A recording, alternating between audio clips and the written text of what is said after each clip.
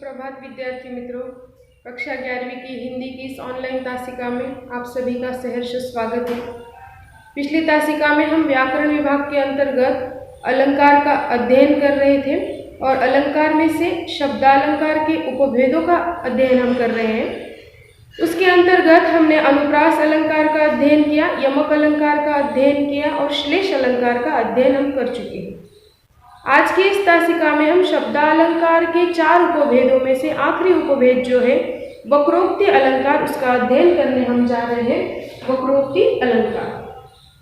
अब वक्रोक्ति इस शब्द का अर्थ क्या है, पहले हम इसकी जानकारी लेंगे, फिर वक्रोक्ति अलंकार की परिभाषा क्या है, क्यों हम उसे वक्रोक्ति कहते हैं, इसके बारे में जानकारी लेंगे और फिर उदाहरणों द्वारा वक्रोक्ति अलंकार की परिभाषा को समझने की हम कोशिश करेंगे। तो सबसे पहले हम देखेंगे कि वक्रोक्ति शब्द जो है वह 2 शब्दों के मेल से बना हुआ है।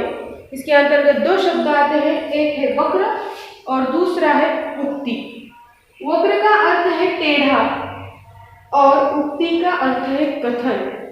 तो इस वक्रोक्ति शब्द का सहज अर्थ हुआ टेढ़ा कथन, टेढ़े पद्धति से बोला गया वाक्य कथन, उसे कहेंगे हम वक्रोक्ति। यहाँ पर हमने वक्रोक्ति शब्द को समझ लिया, टेढ़ा कथन जहाँ पर है उसे हम वक्रोक्ति कहेंगे। ठीक है, उसकी परिभाषा देखते हैं और परिभाषा के आधार पर हम समझेंगे कि वक्रोक्ति अलंकार क्या है।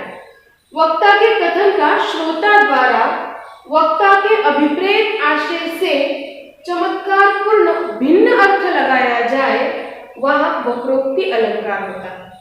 परिभाषा के अंतर्गत हमें यह बताया गया है कि वक्ता के कथन का श्रोता द्वारा वक्ता के अभिप्रेत भिन्न और चमत्कारपूर्ण अर्थ जब लगाया जाता है, वहां पर वक्रोक्ति अलंकार होता है।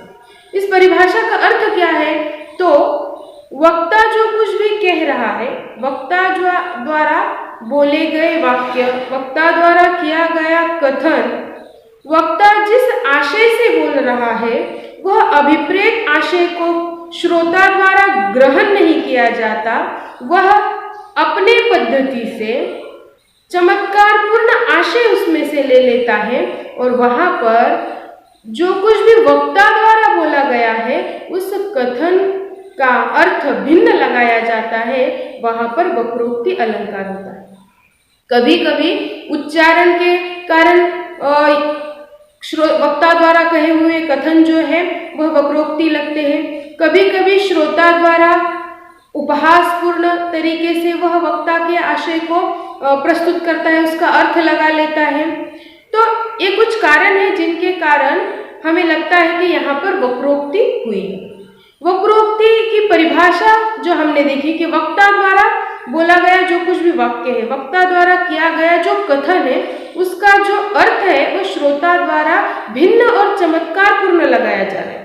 जो वक्ता कहना चाहता है वह अर्थ न लेते हुए उसका विपरीत अर्थ जब श्रोता द्वारा लिया जाता है तो उसे हम कहते हैं वक्रोक्ति अलंकार। उदाहरण के माध्यम से हम समझेंगे कि उच्चारण के आधार पर किस तरह से वक्रोक्ति होती है, या फिर श्रोता द्वारा वक्ता का उपहास करने पर, वक्ता का मजाक उड़ाने के लिए कई बार वो जो अभिप्रेत अर्थ कथन करना चाह रहा है वो अर्थ न लेते हुए हम अपने मतलब का अपने अभिप्रेत आशय ले लेते हैं। ये किस तरह से होता है हम उदाहरणों के माध्यम से समझने की कोशिश करते हैं।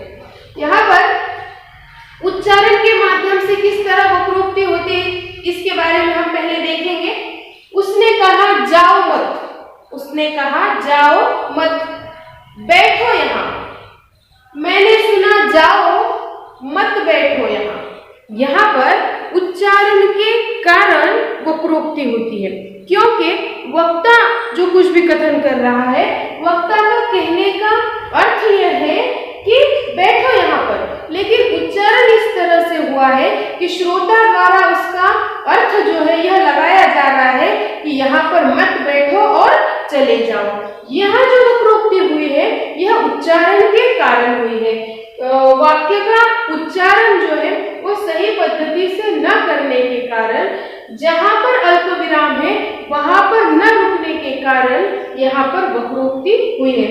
यहाँ पर उसने कहा जाओ मत बैठो यहाँ, इस तरह से श्रोता द्वारा चमत्कारपूर्ण आशय ग्रहण कर लिया गया और यही कारण है कि यहाँ पर वक्रोक्ति होती है। वक्ता क्या कहना चाहता है कि जाओ मत बैठो यहाँ, लेकिन श्रोता ने यह सुन लिया कि मत बैठो जाओ यहाँ से।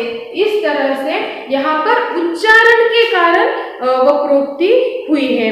अब हम देखेंगे कि उपहास मजाक करने पर किस तरह से वक्रोक्ति होती है। कई बार हम अपने मित्रों के कथन को अपने तरीके से अभिव्यक्त करते हैं, अपने तरीके से उसका चमत्कारपूर्ण आशय ग्रहण कर लेते हैं और उसमें से उपहास होता है, मजाक उड़ाया जाता है। तो कई बार ऐसा भी होता है, वहां पर भी वक्रोक्ति होती है। वो कैसे, हम पाठ्यपुस्तक में दिए गए इस उदाहरण के अनुसार उसे समझने की कोशिश करेंगे। पाठ्यपुस्तक कक्षा 11वीं की पाठ्यपुस्तक में सम्मिलित ये दो उदाहरण है। इसमें से पहला ये उदाहरण है, को तुम इत आए कहा घनश्याम हो तो कितहु बरसो, चित चोर कहावत है हम तो कह जाऊं जहां धन है सरसो, रसिकेश नए रंगलाल भले कहूं जाए लगो तिय के बरसो, बलि पे जो लख मन मोहन है पुनि पोरी लला पग क्यों परसो। यहाँ पर श्री कृष्ण जो है वह राधा की कुटिया के सामने आकर खड़े हुए, है ना। राधा के दरवाजे पर श्री कृष्ण आए हुए हैं और श्री कृष्ण ने दरवाजा खटखटाते हुए कहा, आवाज लगाई। तब राधा ने अंदर से पूछा कि कौन हो। हालांकि राधा ये जानती है कि बाहर श्री कृष्ण खड़े हुए हैं, लेकिन उसके बावजूद भी वह श्री कृष्ण को परेशान करने हेतु, उनका मजाक बनाने हेतु पूछ रही है कि कौन है।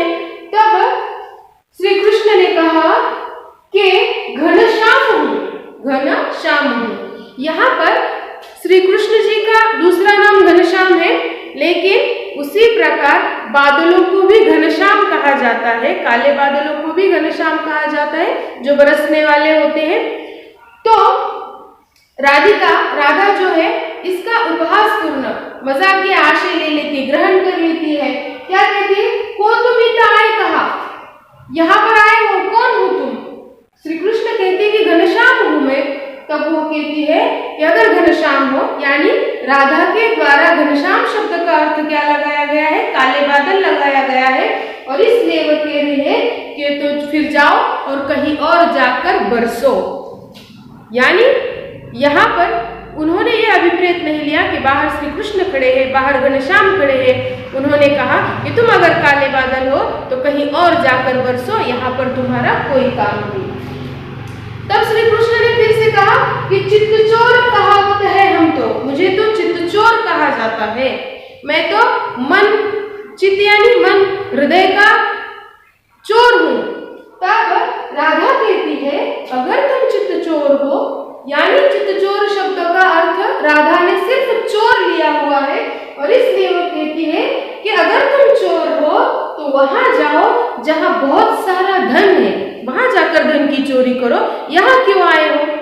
इस तरह से जब जब श्री कृष्ण अपनी पहचान दिखाने की कोशिश कर रहे हैं, श्री कृष्ण को यह अभिप्रेत है कि राधा ये समझ जाए कि घर के बाहर श्री कृष्ण आए हुए हैं, लेकिन राधा के द्वारा श्री कृष्ण का मजाक उड़ाया जा रहा है, और इसलिए वो कहती है कि घनश्याम हो तो कहीं और जाकर बरसो, चित्तचोर हो, चोरी करने आए हो तो वहां जाकर चोरी करो जहां पर बहुत ज्यादा धन है। रसिकेश में रंगलाल भले कहूं जाए लगो तिय को बरसो। यहाँ पर रसिकेश द्वारा लिखित यह पंक्तियां है, और वो कहते हैं कि श्री कृष्ण जो राधा के लिए आए हैं वो उनका दरवाजा छोड़कर कहा जाएंगे। बलि पे जो लाखों मन मोहन है पुनि पूरी लला कब क्यों परसो, यानी वह जो मनमोहन है वह किसके लिए आए हैं, राधा के लिए आए हैं, और इसलिए वह वहां से क्यों जाएंगे। लेकिन राधा जो है श्री कृष्ण द्वारा जो कथन किया जा रहा है, अपनी पहचान दिखाने की जो कोशिश कर रहे हैं, वो अपने आप को घनश्याम बता रहे हैं, अपने आप को चित्तचोर बता रहे हैं, अपने आप को मनमोहन बता रहे हैं, लेकिन राधा उनका मजाक उड़ाते हुए उनके हर कथन का चमत्कारपूर्ण आशय लगा लेती है। उनके वो जो कहना चाहते हैं उस आशय को अभिप्रेत न करते हुए भिन्न अर्थ लगाती है, और इस तरह यहाँ पर वक्रोक्ति अलंकार होता है। उदाहरण क्रमांक 2 है, मैं सुकुमारी नाथ बन जोगू, तुम ही उचित तप हो कहाँ भोगू।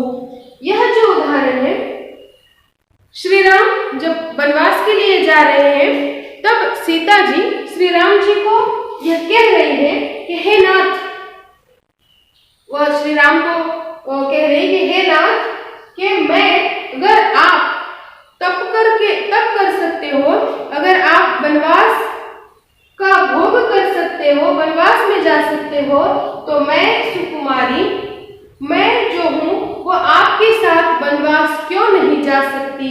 मैं भी तो आपके साथ वनवास जा सकती हूँ।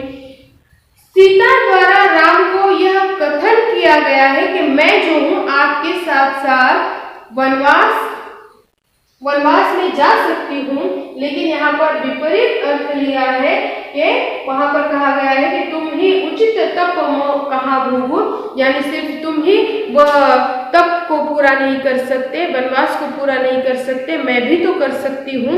यहाँ पर सीता जी द्वारा श्री राम जी को कहा गया है कि सिर्फ आप ही नहीं हो जो क्या कर सकते हो, वन को भोग सकते हो। सीता जी के इस कथन का यहाँ पर उल्टा अर्थ लिया जा रहा है, और इसलिए यहाँ पर वक्रोक्ति अलंकार होता है। हमने वक्रोक्ति अलंकार, वक्र शब्द का अर्थ देखा, वक्र यानी टेढ़ा, उक्ति यानी कथन। वक्रोक्ति की परिभाषा हमने देखी, जहां पर वक्ता द्वारा जो कुछ भी कहा गया है उसका अभिप्रेत अर्थ न लगाते हुए श्रोता द्वारा अगर भिन्न और चमत्कारपूर्ण अर्थ लगाया जाता हो, वहां वक्रोक्ति अलंकार होता है।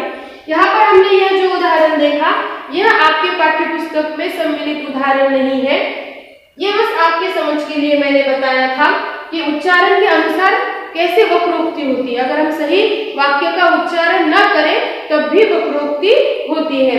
पाठ्य पुस्तक में सिर्फ ये 2 उदाहरण सम्मिलित है जो आपको परीक्षा में पूछे जाएंगे। वक्रोक्ति अलंकार से संबंधित सिर्फ ये 2 ही उदाहरण आपको पूछे जाएंगे, इसलिए इन 2 उदाहरणों का अध्ययन ढंग से कीजिए। आज हमने वक्रोक्ति अलंकार को पढ़ा, यानी कि शब्दालंकार के जो 4 उपभेद थे, उन चारों उपभेदों का अध्ययन हम कर चुके हैं। पाठ्य पुस्तक में हर उपभेद के नीचे 2 उदाहरण है, उन्हीं 2 उदाहरणों का आपको अध्ययन करना है, क्योंकि परीक्षा के दृष्टि से कक्षा 11वीं के छात्रों को पाठ्य पुस्तक के अंतर्गत जो उदाहरण दिए गए हैं सिर्फ वही पूछे जाने वाले हैं। इसलिए हर उपभेद के जो 2-2 उदाहरण दिए हैं उसका सही ढंग से अध्ययन कीजिए, समझ लीजिए। समझने में अगर परेशानी है तो आप मुझे कभी भी पूछ सकते हैं। धन्यवाद।